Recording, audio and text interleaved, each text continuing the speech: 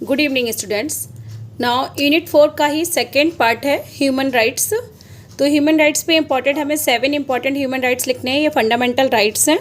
तो सबसे इम्पॉर्टेंट आपको लिखना कि फंडामेंटल राइट्स बहुत ज़रूरी होते हैं सभी के लिए। और ह्यूमन राइट्स में इम्पॉर्टेंट 7 राइट्स हैं। तो मैंने साथ में इसका आर्टिकल भी लिख दिया है कॉन्स्टिट्यूशन ऑफ इंडिया के अकॉर्डिंग। आपको याद रहे तो ठीक है। आर्टिकल 14 से लेके 21 तक, 14 से 21 तक ये ह्यूमन राइट्स में आते हैं articles.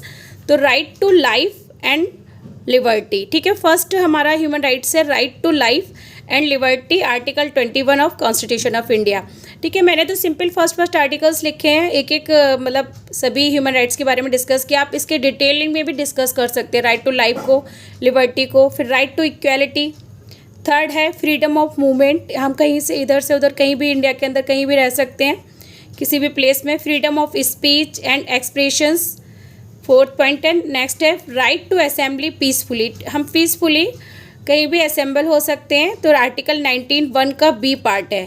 Freedom of speech and expression article 19(1) का ए पार्ट है। फ्रीडम ऑफ मूवमेंट आर्टिकल 19(1) का डी पार्ट है, ठीक है।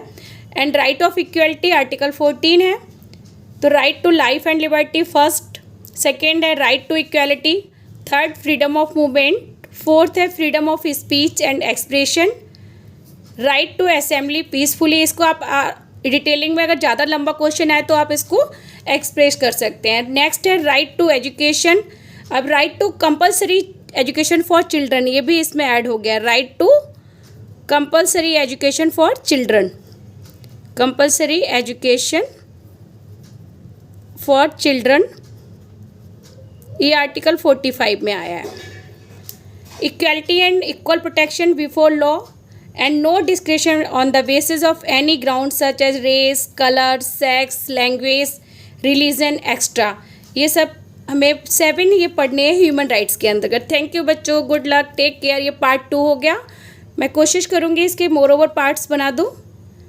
Best wishes for your exam.